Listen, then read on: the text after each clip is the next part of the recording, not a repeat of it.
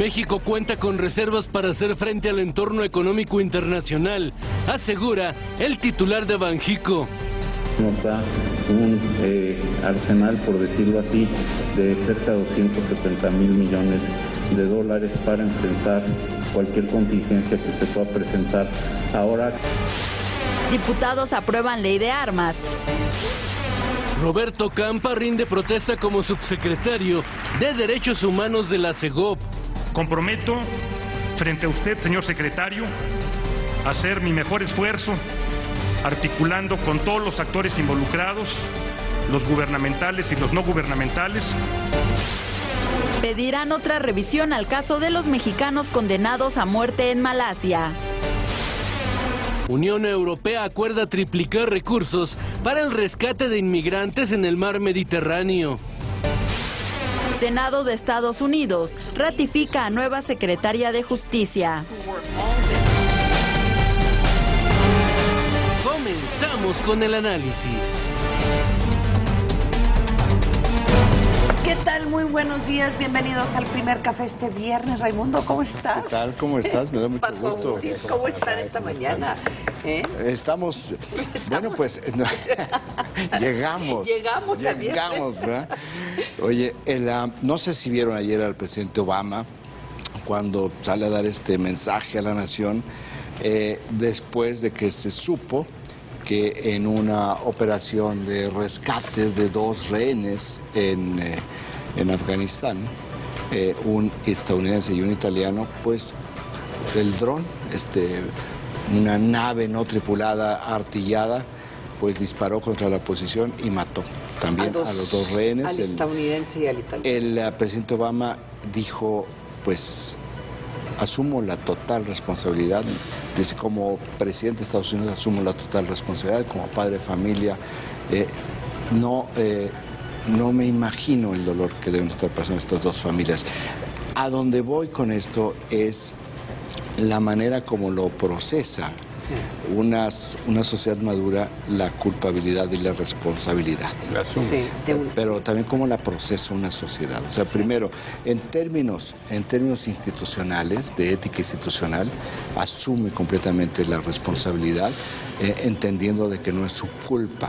Sí es responsable, pero no es su culpa. Sí. En dado caso, la culpa es de la información de inteligencia que dijo, esta es la ubicación, no hay rehenes, y esto es lo que sucede.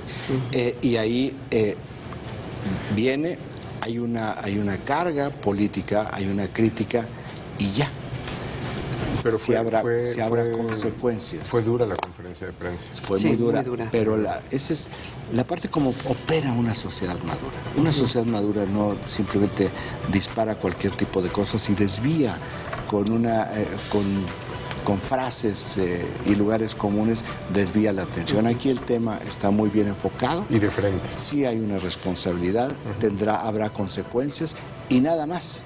Nadie está gritando que renuncie Obama. Sí. Ahí, pero sí hay consecuencias. Y vemos en otras partes donde el grito es que renuncie y el fondo es que no hay consecuencias para nada. Es un poco lo que sucede en las sociedades maduras y por eso yo quería tomar esto como un ejemplo de las cosas que tenemos que ir viendo y sobre las cosas que pienso yo tenemos que ir reflexionando para ir generando mayores puntos de referencia en nuestras capacidades de análisis. El tipo de debate que se dio, aunque fue muy breve en la conferencia, pero hubo preguntas muy directas como ¿tiene autoridad el gobierno estadounidense para hacer este tipo de acciones? Sí, mira, claro. ese tipo de preguntas. Ese tipo de temas donde se establece, a ver, muy bien, asumimos ética institucional, responsabilidad, ahora, ¿es legal? Entonces nos vamos directamente al punto hay una atribución legal del gobierno para hacer este tipo de cosas y entonces ese tipo de reflexiones al final te lleva a una depuración del propio sistema y a una corrección de aquello donde se tiene que hacer. A mí lo que me pareció interesante de las declaraciones del presidente Barack Obama también es que su equipo y el presidente tiene muy claro cuándo debe de salir el presidente. El presidente de Estados Unidos sale y habla y da una conferencia de prensa solamente cuando son temas importantes, contundentes y en donde se está tratando de reconocer si no errores, también éxitos, pero en este caso fue un error. Pero usan con mucho cuidado la imagen del presidente. O sea, el presidente Barack Obama no está saliendo todos los días a dar, primero, conferencias de prensa. Que en sí que el presidente esté dando una conferencia de prensa y que enfrente... De ese tamaño es el problema. Lo tiene que tomar el presidente porque nadie más puede absorber el golpe. Y de hecho él no lleva toda la conferencia de prensa. No, hay una parte donde él del anuncio y en la parte más técnica ya entre los técnicos, ¿verdad? Sí. Ahora, bueno, pues, brincando, esto es como uno de estos temas, reflexionenle durante el fin de semana. En redes sociales en este momento está circulando una fotografía de un objeto no identificado en el entorno del volcán Calbuco en Chile, que está haciendo erupción. Entonces dicen un ovni. Ahora, mira, ahí están esas imágenes. Vea nada más estas imágenes del volcán Calbuco. Estas imágenes están tomadas por la prensa, que está a 50 kilómetros, la tienen a 50 kilómetros del volcán, pero lleva la prensa 3 días de imágenes espectaculares de este volcán que está haciendo erupción. Ya hay alertas en la zona sur de Argentina, en la zona de Bariloche, por las cenizas, nada más, por los vientos y las cenizas. Pero estas imágenes del volcán el impacto Calbuco, que podría tener la aeronáutica en la salud de los pobladores. Sí, hay que recordar, ya hace bastantes años el Monte Santa Elena en Seattle, en Washington, en el estado de Washington, bueno, provocó una distorsión en la aviación aérea muy importante por tanta ceniza que había en el aire. Y hay que recordar que la última crisis que tuvo la presidencia de Bachelet fue por un evento, fue por un tsunami.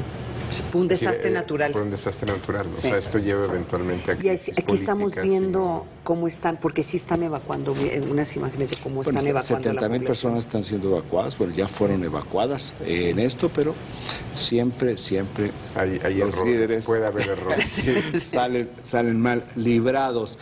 Donde dice el gobernador del Banco de México, Agustín Carstens, que México no tiene problemas para salir mal librado, es este anuncio que dio ayer, que tiene 30% del país informativo que nos proporciona la agencia Intelligence, donde dice que está preparado con un arsenal anticrisis. Eso dice el gobernador del Banco de México, que dice que hay 270,000 millones de dólares para enfrentar cualquier contingencia. ¿Esto qué significa en términos de las reservas internacionales? Que si voy a pintar un escenario irreal, pero es llevando al extremo para el ejemplo, si a México de un día para otro le cerrara todo el comercio en el mundo, todo el ingreso, que no tuviera ni un dólar que llegara por concepto de nada, que se cerrara el país, que no entrara un solo turista, nada, comercio, turismo, nada, este dinero le alcanzaría para no tener problemas, para estar como estamos hoy durante 6 meses. O sea, cuando habla del arsenal, bueno, nunca antes habíamos tenido este tipo de reservas. Únicamente como una referencia histórica, cuando el error de diciembre iba el equipo de la Secretaría de Hacienda negociador a Washington para ver lo de un rescate financiero con el gobierno de Estados Unidos. 50,000 millones de dólares. ¿No? Ese fue el rescate. Las reservas, cuando salió el equipo de Hacienda, eran de 6,000 millones de dólares. Pero cuando tomó el avión el equipo de Hacienda, estaba en eso, en 6,000 millones. Cuando aterrizó en Washington, 4 horas 45 minutos después, las reservas ya estaban en 3,000 millones de dólares. Wow. Bueno, hemos avanzado en todo este tiempo, no porque se hayan vuelto más ahorradores, sino por las políticas macroeconómicas. Pero bueno, este es 30% de los impactos. Sin lugar a dudas, un buen lugar que tiene hoy en el país informativo de la agencia Intelligence. 27% de los impactos, la Secretaría de Gobernación, o el secretario de Gobernación, Miguel Ángel Osorio Chong, que como que tiene bastantes vacantes en la Secretaría de Gobernación. Pero esta era tal vez la más importante. Bueno, eso es lo importante. Había varias vacantes y hay una que ya resolvió en cuestión de 3 semanas, porque nombró ayer a Roberto Campa Cifrián como el nuevo secretario para derechos humanos. Él ya era subsecretario en Gobernación para asuntos de prevención, sí. Pero este tema es, desde mi punto de vista, el más delicado que enfrenta el gobierno de México. El secretario de Gobernación dijo que este es un compromiso, fíjate lo interesante, de frente a los mexicanos y frente a la comunidad internacional. Sí. Esta pequeña frase lo que está señalando es que sí se tiene conciencia de que el tema se les fue de las manos hacia el ámbito, no se les fue de las manos, trascendió al ámbito internacional y sí necesitaban un nuevo subsecretario de Derechos Humanos. Hay que decir que Roberto Cámara Cifuentes es un político bastante fogueado y... ¿Fue candidato a la presidencia?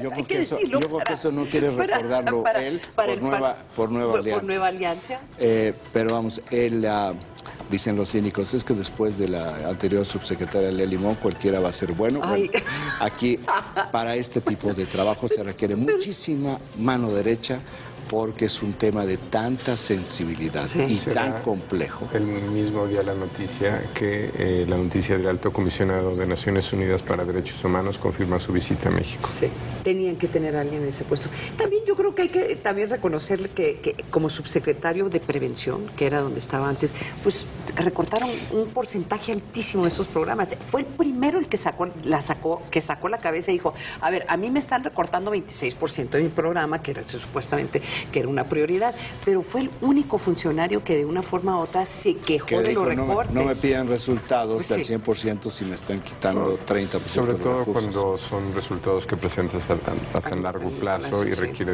de tantos recursos. ¿No? Pues comenzó, no tenía ni un día Roberto Campa en la Subsecretaría de Derechos Humanos, y lo que hizo fue ponerse en contacto con los familiares de esta chica mexicana, Alondra, este caso tan extraño, donde un juez de Estados Unidos le pide a un juez mexicano que secuestre, un secuestro oficial de una mexicana en territorio mexicano, que esto, si se prueba de que realmente fue secuestrada, es la extracción, que le llaman.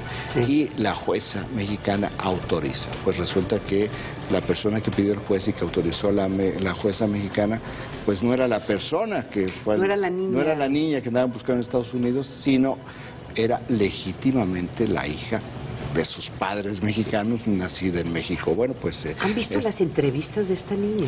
Es increíble, o sea, es de una... O sea, es para admirarse. O sea, lo explica, dice, exigió ella que le hicieran una prueba de ADN y la forma y la compostura que tiene ante los medios de comunicación es de admirarse. Aquí el Poder Judicial es el que está en entredicho, porque si bien la jueza actuó en términos técnicos correctamente, de una petición, dejó con los convenios que una petición la cumplimenta y esa es toda su responsabilidad.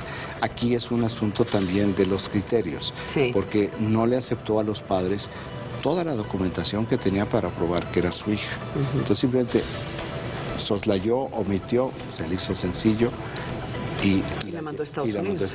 Bueno, pues ahora está metiendo son los temas, ¿no? La condición y la forma en que toma decisiones el Poder Judicial, la discrecionalidad que tiene ante un evento de esta gravedad, y dos, la vulnerabilidad que tenemos los mexicanos, ¿no? de que un poder extraterritorial...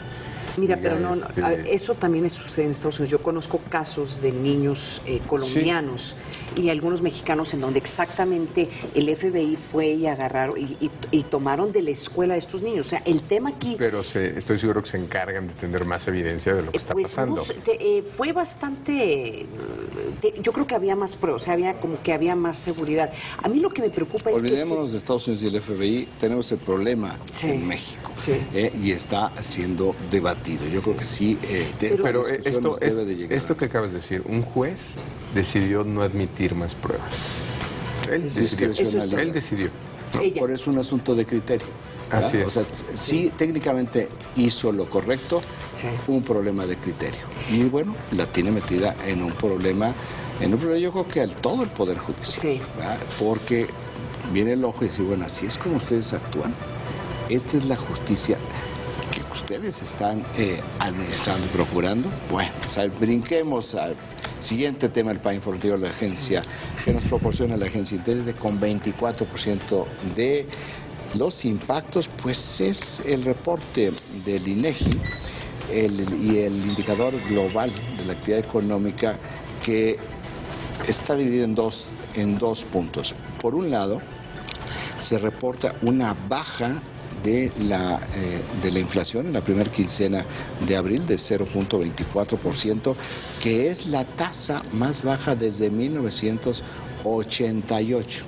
1988. Nunca había estado la primera quincena de abril con una tasa de inflación tan baja. Y esto se lo están adjudicando a la reducción en las tarifas eléctricas. Por eso dice el secretario de Hacienda, Luis Videgaray, es que lo que estamos viendo en la economía ya es un impacto de las reformas que se aprobaron. Bueno, pues en este caso tiene la razón, la baja en las tasas, en las tarifas eléctricas, de acuerdo con los analistas, no con el gobierno, de acuerdo con los analistas, es la razón por la cual se redujo al nivel más bajo desde 1988 la inflación. Y se está viendo ese dato en los spots electorales. Pero en la actividad económica global subió 2.3%. Por debajo del 2.4%, lo que lleva a los analistas a decir este es un débil crecimiento. Y es un débil crecimiento derivado de las condiciones económicas que vive el país. Están diciendo los analistas, no el gobierno, los analistas, que esperan una mejoría en el segundo semestre de este año, que es lo que también está diciendo Agustín Carstens, el gobierno y el Banco Central. 8% de los impactos. Loretta Lynch se convirtió ayer en la primer mujer afroamericana designada como Procuradora General de Estados Unidos. Ya hubo un procurador afroamericano. Exacto, que no el primer. Eric Holder es la primera mujer, hay que subrayar, porque los medios ayer decían la primera afroamericana. No, es la primera mujer afroamericana, porque a quien va a sustituir también es afroamericano, lo cual es muy importante esto en un tema como es el Departamento de Justicia de Estados Unidos. Y con los cuestionamientos que ha habido sobre el uso de la fuerza por parte de la policía. Y el tema del racismo, realmente es buena decisión, muy elogiada la decisión. Vamos a ver. Muy controvertida. Vamos a ver qué piensan en el Capitolio, porque tiene que ser ratificada. Sí. O sea, está nominada. Yo creo que ya está ratificada. Ya la ratificaron. O sea, ya es procuradora. Entonces vamos a tener la Procuradora de México y la Procuradora de Estados Unidos reuniéndose. Pero es probable que sea una respuesta, ¿no?, a todos estos eventos policíacos y de represión que ha habido. De reiterar un tema de minoría y de mujer. Pero le hicieron sufrir, llevabas más de 6 meses sin su ratificación, y la razón que no la ratificaban es porque ella dijo, yo sí estoy de acuerdo con estas decisiones que firmó, estas órdenes que firmó el presidente Barack Obama, de que se quede en un número importante, o sea, toda la parte migratoria que ha sido muy controvertida y que se está peleando en las cortes ahorita de Estados Unidos. Ella está de acuerdo, y cuando dijo eso dijeron, vamos a posponer tu ratificación 6 meses. Entonces ya la ratifican, entonces van a poder, ella va a tener la responsabilidad de defender las decisiones del presidente Barack Obama ante las cortes, de dejar que se queden estos migrantes en Estados Unidos. 4% de los impactos en unos cuantos minutos. Volaron los boletos para la pelea del siglo. Cada vez que hay una gran pelea, es la pelea del siglo. ¿Pero cuánto cuestan esos boletos, Raimundo? Bueno, esta por lo menos es la de Floyd Mayweather y Danny Pacquiao. $7,500 costaron los boletos, que volaron a los minutos de haber sido puestos a la venta. Sí, pero más que los boletos, toda la transmisión. Bueno, vamos a qué bueno que lo dijiste, Paco. Porque, bueno, ¿cuántos boletos son los que volaron? La arena tiene un cupo para 16,500 lugares. Los únicos boletos, la cantidad que se puso a la venta fue 1,500 boletos. Volaron 1,500 boletos, no volaron 16,500, porque el resto de los boletos van para patrocinadores, promotores y cadenas de televisión, más los derechos de televisión. El 90%. Entonces, ¿quiénes fueron los afortunados ricos que fueron 1,500 que pudieron pagar $7,500 por boleto? O sea, casi 100,000 pesos qué ganas de ver la pelea del siglo. Bueno, esperemos que sí haya, ¿verdad? Sí. Pelea del siglo, pues qué frustración. O sea, imagínate que dure 30 segundos la pelea, o sea, que se levanten y ¡pum! 4% de los impactos. La Cámara de Diputados ayer le regaló un día al propietario del Universal, Juan Francisco Illia Ortiz. ¿Por qué digo esto?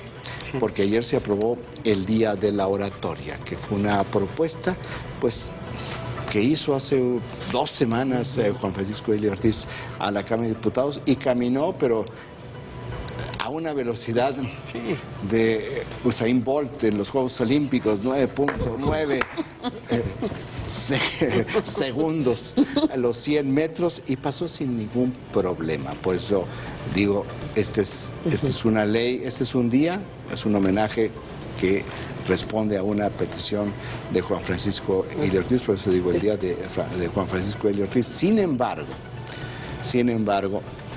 la oratoria sí es algo muy importante en la política. Sí. En la vida parlamentaria. Particularmente en la vida parlamentaria, porque se ha perdido. Los grandes parlamentarios en México, pues ya no hay.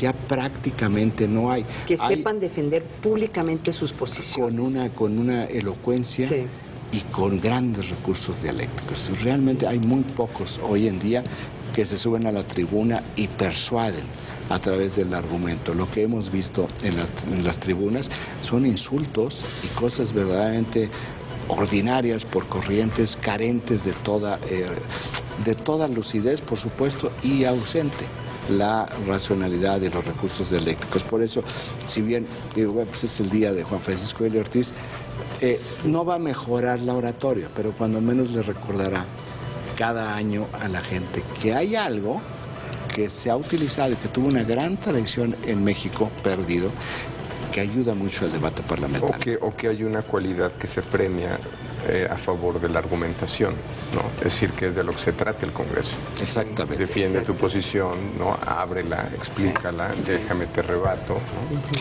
3% de los impactos, algo muy importante. El Tribunal Electoral del Poder Judicial de la Federación ordena al Instituto Nacional Electoral que se vuelva a retransmitir, que se tiene que volver a retransmitir el spot del PAN donde se critica el viaje presidencial. Aquí criticamos a la Comisión de Quejas del Instituto Nacional Electoral porque un lunes literalmente le dijo al PRI el spot va y al día siguiente le dijo a la presidencia el spot ya no va.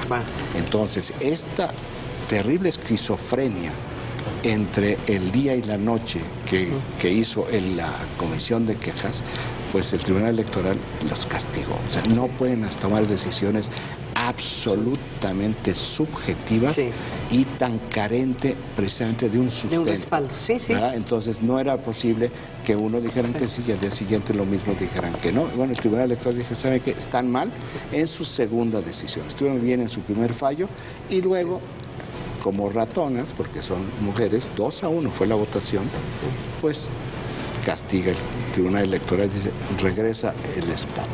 Es interesante la reacción del PAN, de Marco Cortés, el representante del PAN, quien dice que eso ya no le sirve, porque ellos ya están en otra etapa. Lo que hemos platicado aquí son etapas y sirven en ciertos momentos. En este instante están ya en una segunda fase.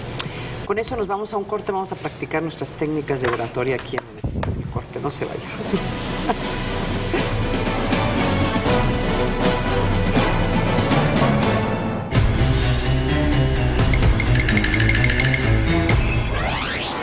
Inmigrantes que mueren en el mar Mediterráneo.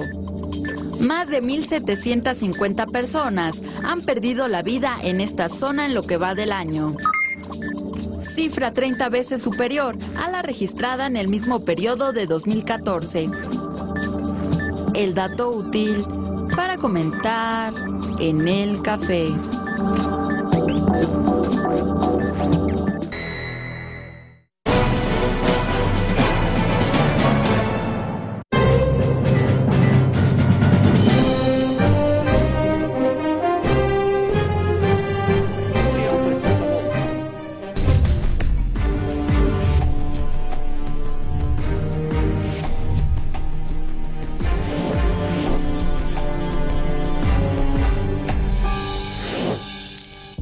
Existe un empate técnico entre los 3 candidatos a la gubernatura de Michoacán. Así lo dio a conocer un estudio de la encuestadora Parametría.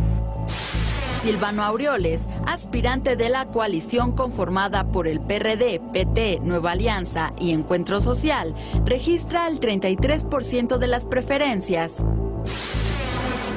Este mismo porcentaje presenta José Ascensión Orihuela, contendiente de la alianza integrada por el PRI y el Partido Verde Ecologista. Mientras que la candidata del PAN, Luisa María Calderón, se queda con el 31%. Por su parte, los candidatos de Morena, María de la Luz Núñez Ramos, de Movimiento Ciudadano, Luis Manuel Antúnez Oviedo, y del Partido Humanista, Gerardo Dueñas Bedoya, se encuentran empatados con 1 punto.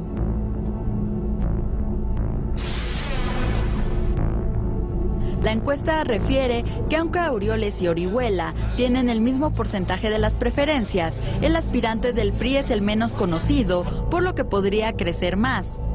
Además de ser el abanderado de los 3 punteros, que mejor opinión tiene entre la ciudadanía.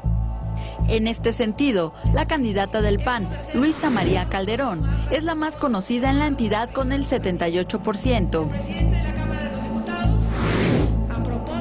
Le siguen el diputado con licencia del PRD, Silvano Aureoles, con 76 puntos, y el aspirante del PRI, Orihuela, con 61%. El sondeo señala que pese a que la candidata del PAN es la más conocida, no es quien tiene la mejor opinión entre la ciudadanía del estado. El candidato de Movimiento Ciudadano, Antúnez Oviedo, es menos conocido, pero es quien tiene mejor opinión efectiva, con un importante 51%. El estudio puntualiza que al ser una contienda cerrada, la identidad partidista puede jugar un papel importante. Indica que el partido con el que más se identifican los michoacanos es el PRI, con el 21%, solo un poco más abajo se encuentra el PRD con el 20% y en tercer lugar el PAN con 18%. Regresamos con nuestros analistas a la mesa de El Primer Café. Oye, Paco, a ver, lo que acabamos de ver, estos datos son por candidato. Es decir, si compiten solamente PAN, PRI y PRD, Luisa María Calderón aventaja ligeramente, pero esta no es una elección donde van solo los partidos, salvo el PAN. Salvo el PAN. El PAN sí va solo, pero el PRI va en alianza, así como también el PRD va en alianza. Cuando ya se añaden estos votos en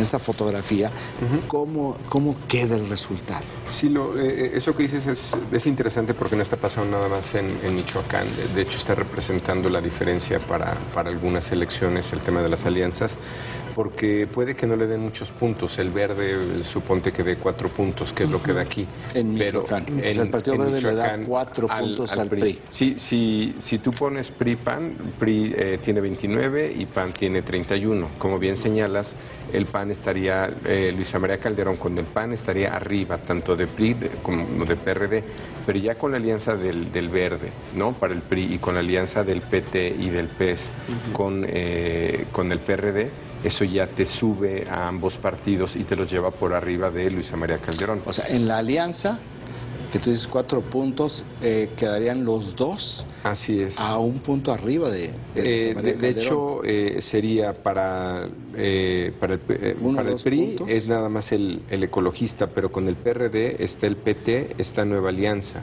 y Encuentro Social, que prácticamente no le aporta.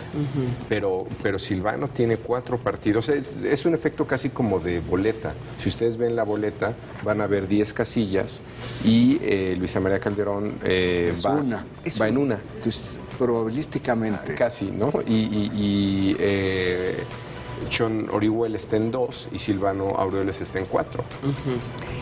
Bueno, ayuda. Hasta por equivocación. El elector menos refinado, hay mayores posibilidades de que caiga en una de estas casillas. Ahora, yo creo que viendo las tendencias o las encuestas previas que teníamos, me parece que el dato más revelador es el crecimiento de Chon Orihuela. Es muy interesante, está en 29%. Está sí, como en preferencia. Él con el PRI más lo que le aporta. Pero digamos, sin el Partido Verde, ¿en cuánto está él? Sí, está en 29. Más los 4 del Verde sube a 33. Silvano Aureoles está solo, sin la alianza. Él solo estaría también en 29, 2 que le da el PT, 2 Nueva Alianza y un punto. Es un poco a donde iba, es por lo que tú acabas de mencionar. Y Luisa María Calderón está 31. Y a donde voy es, tanto Luisa María Calderón como Silvano Aureoles ya fueron candidatos a la gubernatura. Chon Orihuela no. Entonces sí me llama lo que tú dices, que es el dato sorpresa, ¿no? De esta encuesta. Para mí es el dato más relevante, que Chon Orihuela solo esté tan alto, cuando de los 3 candidatos punteros es el menos conocido en términos de elección, aunque pues tiene muchos años haciendo política. Así es, pero esto empezó con niveles de conocimiento casi de 80% de Luisa María Calderón y de Silvano Aureoles, y Chon Orihuela en 40%. Ya lo tenemos en 70%. O sea, fue una campaña la intensísima. Campaña ha sido muy intensa. Y al parecer buena, porque es el mejor calificado. Es decir, no solamente lo conocen más, sino que en términos de imagen está por arriba de los otros 2. Lo cual diría, ¿no?, que no sé si lo están pensando así estratégicamente, pero da la impresión de que están aprovechando su frescura. Es decir, no hay nada mejor que, si no te conocen, tener la posibilidad de que presenten a tu candidato. Luisa María Calderón y Silvano Aureoles ya están muy vistos, ya llegaron a donde iban a llegar. Es probable. Entonces, y tienen algo de desgaste. Ahora, a ver, yo quiero retomar la portada del Financiero, el comentarios, ¿qué piensan ustedes de los comentarios que sale el PRD, donde están ya hablando que hay que buscar un gobierno de coalición en Michoacán ante lo cerrado que vienen las elecciones? Me parece un poco extraño que a estas alturas o en este momento el PRD esté ya empezando a hablar sobre un tema de gobiernos de coalición, porque pues todavía hay las posibilidades de que puedan ganar, o apenas que estén pensando que viene tan cerradas las elecciones que sacan ellos ventaja política si es que dan la impresión de que si gana el PRD estarían dispuestos a... Y este es un tema viejo también. Sí, también, hace 6 años. Sí, pero vamos, esto me parece que es un absurdo el argumento del gobierno de coalición. Porque el argumento del gobierno de coalición, que es lo que plantea Miguel Alonso Raya, que es el coordinador de la bancada del PRD en el Congreso, no tiene que ver con gobernabilidad, que para eso son los gobiernos de coalición. Tiene que ver a la manera para resolver el empate técnico, es un gobierno de coalición. Me parece una tontería. O sea, un gobierno de coalición no es para resolver un empate técnico. Un gobierno de coalición es para generar gobernabilidad, para generar inclusión. Es post, no es ante. Ahora, acuérdate que hace 6 años... No entiendo pero lo que está diciendo... Acuérdate, hace 4 años se habló de un gobierno de coalición en Michoacán por la situación de violencia que se estaba. Volvemos a lo mismo, es un asunto de gobernabilidad, no es un asunto electoral. Esta es una fotografía, o sea, no sabemos qué va a pasar el día de la elección, no sabemos qué va a pasar en la siguiente medición, ¿no? ¿Cómo se va a mover? No, pues, desmiénteme, Paco, si estoy en lo incorrecto, y menos el día de la elección, pero estar planteando en este momento, para efectos de resolver un empate técnico, un gobierno de coalición, me parece una soberana tontería. Que me disculpe el diputado Miguel Alonso Raya. Creo que es un tema que vendría después. Es post. Es post, sí. Pero ¿por qué lo está mencionando? Eso es lo que estoy tratando de entender. Políticamente, ¿por qué lo menciona? Porque está tratando de dar una imagen de que si gana el PRD va a asegurar que haya representación del PAN y del PRI. Por ignorante, pues. O sea, no sé. Bueno, también puede ser. Puede ser una imagen de conciliación. Sí. Es decir, más allá de la competencia electoral, el PRD quiere unir fuerzas, ¿no? Como argumento, y lo dice él, no Silvano, que también es importante. Y lo dice él, sí. No, Silvano está en la competencia. Es alguien muy cercano, pero eso no es su vocero, ni habla por él, ¿no? Es decir, es una posición partidista. Entonces creo que el mensaje es más bien, ante una competencia tan cerrada, retomando aquel argumento de candidato único, porque no hacemos un gobierno de coalición. Sí. Y entonces somos muy armónicos, ¿no? Que es algo que importa mucho. Pues ojalá te esté escuchando para que tenga un sustento teórico, político. Oye, ¿no les sorprende a ustedes que el PRI es que el candidato del PRI esté tan bien reflejado en las encuestas, considerando lo que fue el gobierno de Vallejo, los cuestionamientos del hijo de Vallejo? O sea, de nuevo, o sea, ¿no hay costos políticos para un partido cuando tienes un mal gobernante? El tema, otra vez, sí, el caso de Sonora y el de Querétaro son ilustrativos de ello, ¿no? Tú puedes tener muy cuestionado un gobernador, pero su candidato está bien, o puedes tener uno de los gobernadores mejor rankeados si es una elección empatada, como es el caso de Querétaro. Aquí yo creo que en mediciones previas el PRI estaba bien, su candidato no. Pero el PRI como partido ha estado adelante todo el tiempo, como marca. Ajá. Y ahí lo que ha sucedido es que el rescate de la presidencia ha dejado primero muy bien al presidente y luego muy bien al PRI. Entonces tú puedes tener una crisis de tu PRI local, pero el PRI nacional, como al parecer lo están percibiendo los michoacanos, llegó a rescatarte. Okay. Entonces, porque finalmente otra vez, la condición que tiene Michoacán no tiene nada que ver con lo que era hace un par de años. Entonces sí hay un agradecimiento. En Michoacán es uno de los estados donde el presidente está mejor evaluado. Eso es muy interesante. Es decir, prácticamente en cada estado en el que se mete el presidente, sea para rescatar a alguien por inundaciones, como el caso de Guerrero, por tragedias naturales o por problemas de inseguridad, el presidente sale bien evaluado. Entonces, lo que sabíamos es que previo a estas, digamos, mediciones ya con candidatos, el PRI como partido estaba bien. El tema es que su candidato era muy poco conocido. Lo que dice esta medición es que ya su candidato empató en alguna medida al partido. Es decir, ambos, uno vale como marca y el otro ya empieza a valer como candidato. Eso es me parece, de los cambios que puede haber en esta medición, ese es el más relevante porque todo lo demás está más o menos igual. Ahora, tampoco debe sorprender tanto este número cuando vemos los antecedentes, ¿no? Ya lo decíamos el otro día. Hace 4 años, entre el primero y el tercer lugar hubo 6 puntos de diferencia y en medio el segundo. Si esta va a ser una elección de márgenes, eso no tenemos. Y es ahí donde también reportamos un elemento fundamental que es la identidad partidista, o lo que es lo mismo, tus leales, tu maquinaria. Bueno, y aquí, eso empieza a importar. Y aquí las alianzas. Tú no, para Silvano Aureoles y para Chon Orihuela, no pueden perder un voto de las alianzas, porque en esta parte de las alianzas pues puede estar la diferencia en el resultado.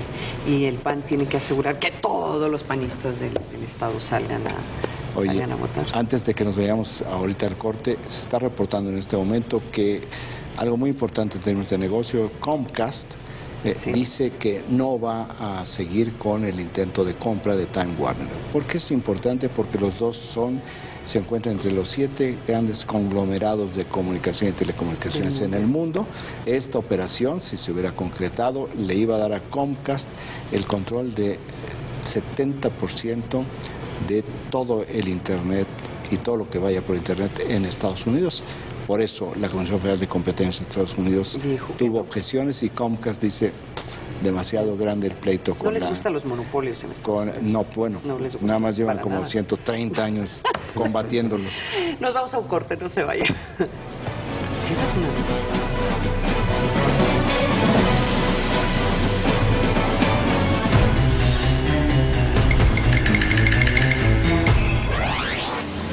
Inmigrantes que mueren en el mar Mediterráneo.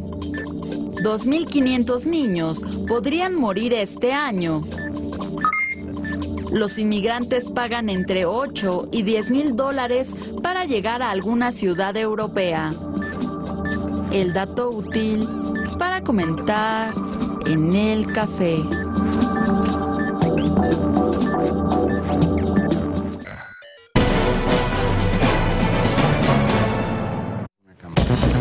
Gracias por continuar con nosotros aquí en el Primer Café. Pues fíjese que esta mañana nos acompaña desde Playa del Carmen, en Quintana Roo, nuestra compañera Jimena Urrutia, para darnos más detalles de la Riviera Maya Film Festival, que reúne a personalidades del cine. Oye, muy buenos días y qué envidia, Jimena, ¿cómo estás? De segurito te doy envidia, Ana María. Muy bien, muchas gracias. La verdad es que tienes toda la razón. Yo también tendría envidia si fuera al revés. Este lugar es paradisíaco y en estas circunstancias se aprecia y se agradece muchísimo más, porque no solamente viene uno a gozar del paisaje, del lugar precioso en el que nos encontramos, pero además vienes a gozar de muy buen cine en este festival, que se ha caracterizado en los 4 años de edición que lleva, precisamente por arriesgarse a presentar películas que probablemente solamente vas a ver en este festival, porque son películas diferentes, son películas con propuestas que son realmente distintas, películas arriesgadas, películas en donde los directores se olvidaron de la industria, se olvidaron de las preocupaciones de las ventas, etcétera. Hicieron exactamente lo que querían hacer, y eso pues se agradece mucho el riesgo que corre este festival al presentar este tipo de propuestas. Y precisamente, Ana María, pues estoy con Paula Chaura, que es la directora de este festival. Se las presento, está aquí con nosotros para platicarnos un poco de lo que va a ser este Riviera Maya Film Festival. Por ahí están también Agustín y Paco. Buen día también para usted. Buen día, Jimena. Buenos días. ¿Cómo estás? Sí, también te extrañamos. Sí, no. También nos levantamos temprano. Claro, sí. Pues aquí está Paula, y la verdad es que a mí me gustaría que Paula nos platicara, gracias por desmañanarte con nosotros, que nos platicara un poco qué es este festival, por qué de repente se ha vuelto tan importante, porque es un festival que en 4 años ha tomado una connotación como pues muy relevante en el mundo del cine de nuestro país. Pues este festival es lo que dijiste. La verdad es que ha sido una apuesta por este tipo de cine, un cine que consideramos sí arriesgado, un cine que no es común de encontrar en cine comercial. Pero de eso se trata, es toda la experiencia completa, no solamente estar en Riviera Maya viendo cine bajo las estrellas, o el sol. No les creo, no les creo. Sí, yo sé, Ana María, que te cuesta creer que en estas circunstancias vamos a trabajar, pero te lo juro que a eso venimos. Estamos trabajando desde temprano y aquí está la prueba. Aquí estamos trabajando. ¿Qué vamos a ver este año, Paula, en el festival? Ya empezamos a ver, desde ayer abrimos con la película Incomprendida de Asia Argento, estuvimos platicando con ella. Ha sido una experiencia increíble poderla tener, hablando de esta propia experiencia. Es una película que ella misma va contando, que es autobiográfica. En un 95% trata de transmitir esta idea de lo que es divorcio, la niñez, lo complicado que puede llegar a ser. Y la verdad es que encantó al público. Nos encantó a nosotros tenerla como inauguración. Una película muy potente, con una entrada muy potente. Y cabe resaltar que Asia Argento es nada más y nada menos que la hija de Dario Argento, este director italiano que, bueno, se ha destacado precisamente en el mundo del terror, que es un género pues complejo, es un género que vende mucho, pero que no es fácil de abordar. Y bueno, ella está despuntando ya con su carrera a nivel personal, pues digamos separada ya de su padre, ¿no? Sí, es una directora con mucha franqueza. O sea, ayer ella platicaba esta experiencia de cómo se había aproximado a la película, lo difícil que puede ser un proceso personal de plasmar esto, ¿no?, en la pantalla, y cómo lo entrega al público con esa honestidad, y es increíble, fue muy potente, la verdad. ¿Y qué más? ¿Qué otras cosas va a tener el festival? ¿Qué tipo de propuestas es por la que están apostando este año? Tenemos cosas, la verdad, increíbles. O sea, es una selección de 70 películas. 53 son estrenos nacionales, 3 son estrenos mundiales. Obviamente tenemos en todos los géneros, tenemos documentales, las películas mexicanas que vienen muy fuertes. Esta noche presentamos Elvira, te daría mi vida, pero la estoy usando. La película de Manolo Caro, este director que también realmente es sorprendente, porque yo creo que es de los directores mexicanos que más está filmando, más está trabajando en nuestro país, y cada propuesta que presenta, que tienen un corte comercial, un corte de película hecha pues para el espectador masivo, pero lo hace de manera como muy trabajada, muy bien, muy delicada, y eso pues también se agradece muchísimo en nuestro cine. Sí, y es parte de la mezcla de lo que está ofreciendo el festival. O sea, sí tenemos cosas como muy de culto. Vamos a ver el último trabajo de Johnny To, de este director que ha aventado 67 películas, no más de 77 de películas en su vida. Un director completamente que ha estado aparte repitiendo cada edición del festival. Y eso ya habla de esa personalidad que quiere trazar en Riviera Maya. Lo último de Sion Sono, también este director que nos encanta, que también vuelve a repetir en la programación de Riviera Maya. Lo nuevo, la película de Saint Laurent, que también tenemos como mucho entusiasmo de presentar. Y es una mezclita así como bastante interesante, así que bien, por ahí. Paula, pues bueno, está arrancando el festival. Ayer tuvo su inauguración, ayer hubo todo un desfile de personalidades, porque esa es otra de las cosas que se vuelven atractivas en un festival. Todos los personajes que desfilan por las alfombras bueno, pues del Riviera Maya Film Festival. Cuéntame un poco a quiénes tendrás de personajes importantes, que son muchos. Sí, los personajes son importantes porque finalmente lo que hacen es que vivifican mucho la experiencia de un festival de cine, bien lo dijiste. Tanto como porque adornan la alfombra y porque vienen a hacer toda esta actividad, pero también porque se acercan, claro, presentan y se acercan al público, tienen esta apertura de estar en contacto y eso está... Se vuelven de carne y hueso, ¿no? Como totalmente. Que de repente uno los ve en estas estratosferas, ya sea México, Hollywood, lo que sea, y ya aquí se vuelven de carne y hueso. ¿Quiénes van a estar aquí? Bueno, ayer tuvimos a Asia Argento, ayer llegó también Anton Yelchin, que viene a presentar la nueva película de Joe Dante, que también va a estar con nosotros. Claro. Muy emocionados de tener a este director legendario con nosotros aquí en la playa, a ver qué tal le cae el calorcito. Sí, claro. Bueno, y vamos a seguir teniendo sorpresas de invitados especiales que espero que nos sigamos manteniendo en línea, por supuesto, para contarles sorpresas para el final del festival. Porque vienen muchas personas. Dime, Ana María. Paula, Jimena, ¿alguna propuesta política que nos quisieran comentar que se esté presentando en este festival? ¿Podemos hablar de plan seccional? Sí, esta película que está presentándose en plataforma mexicana, creo que es una película bastante esperada, se presenta por primera vez aquí en Cendeja. Sí, bueno, hay mucho...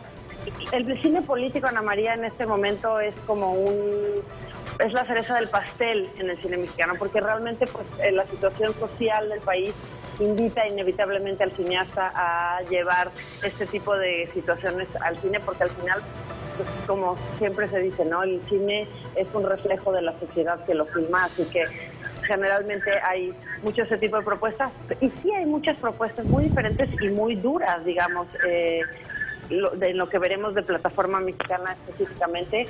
Sí. Hay muchas cosas como que quizá no todos los festivales se atreverían o se arriesgarían a presentar. También hay otro tipo de documentales, otra forma de ver nuestra sociedad. Hay un documental acerca del mezcal, por ejemplo, que de repente uno piensa, pues es que es un documental que nos va a platicar un poco de el alcohol. No, al contrario, es una tradición milenaria, los hombres que la hacen. Hay como muchas cosas que ver en este festival. Van a ser unos días intensos. No crean ustedes que nos la vamos a pasar en la playa, nos la vamos a pasar en las salas de cine y luego en la playa también un poquito, porque pues, cómo no aprovechar. Jimena, así que bueno, dímelo. Jimena, Paula, ahora que mencionaron a Asia Argento, me hicieron pensar en el caso de Sofía Coppola, o que hasta hace poco hubo ya un premio Oscar para una directora, Catherine Bigelow. Esto ya representa una tendencia generacional. Vamos a ver más directoras. Ustedes tienen una muestra ahora de más actividad de directoras en esta muestra. Bueno, sí creo que es una tendencia y creo que Asia Argento es el mejor ejemplo de, pues sí, o sea, de todo este repunte que puede estar tomando la dirección femenina. Sí hay muchas películas programadas de directoras. En plataforma mexicana está Muchacha. De Juliana Fanjul. De Juliana, exactamente. Juliana Fanjul es un documental, Paco, tú y yo lo hemos comentado en muchas ocasiones, es un documental que habla acerca del servicio doméstico en nuestro país y bueno, de las circunstancias tanto emocionales como legales que conlleva trabajar en las casas de otras personas en nuestro país. Es un documental muy esperado, es un documental muy comentado en los círculos cinematográficos del país, así que bueno, pues se está estrenando aquí y la verdad es que será un placer verlo, ya lo iré contando. Y bueno, por otro lado, pues también la realidad es que la posibilidad que tendremos de ver algunos títulos mexicanos, además de platicar con algunos personajes. Está aquí Jorge Michel Grau, que es este director de Somos lo que hay, una película que tuvo pues mucho eco en su momento en los círculos mexicanos, pero que además después compraron su guión para replicarlo en Estados Unidos, lo cual es muy novedoso en nuestro país. No ha sucedido en muchas ocasiones, son muy pocas. Pero bueno, regresando a tu pregunta, hablando de mujeres dirigiendo, creo que cada vez son más. Sí, en efecto, el cine es sexista. El cine, pues, ha trabajado mucho más con hombres y es un medio, digamos, en donde la gente pues prefiere de repente o le es más fácil trabajar con hombres, pero la mujer está como empujando. Este año en las nominaciones a los Arieles hemos visto muchas más mujeres que hombres y eso pues, también se agradece muchísimo. Pues Jimena, Paula, muchísimas gracias por acompañarnos esta mañana, este viernes en la mañana, donde están ustedes en la Riviera Maya. Yo sé que nos están... Sí, donde están sufriendo. Yo sé que están tratando de convencernos que están trabajando muy duro, pero la verdad es que qué envidia. Yo quiero ser como ustedes cuando sea grande. Muchísimas gracias por acompañarnos. Gracias a ustedes, gracias Paula, gracias por acompañarnos de mañana. Gracias. Y por aventarte. Gracias. No, desde la Riviera Maya. Buen día. Buen día. Ay, qué envidia. Cuando va uno a ese tipo de cosas... Sí. No, sí se trabaja. Se tiene que trabajar. O sea, realmente... Pero de veras, o sea, imagina... No, y tienes que concentrarte, pero es padre, ¿no te parece? Yo, de veras, a mí me gustaría ir a reportar. Pues, de cualquier manera, estás metido en salones, o sea, sí. Entonces, es distinto. Oigan, anímicamente es diferente. Pero tal vez la mitad de la fama de Cannes, ¿no? Sí. Tiene que ver con el lugar. Sí. También. Digo, no quiero decir que... Oigan, muchísimas gracias a todas las personas que nos han estado enviando mensajes esta mañana muy interesantes. Ávila Spota, Alexia Barrios, Lalo Ladina. Oye, gracias. Muy críticos, por cierto, muy críticos de la designación de Roberto Campos. Sí, hay que señalar mensajes y críticas. Sí. Nos vemos el lunes a las 7 de la mañana aquí en El Primer Café. Hasta luego. Buen fin de semana.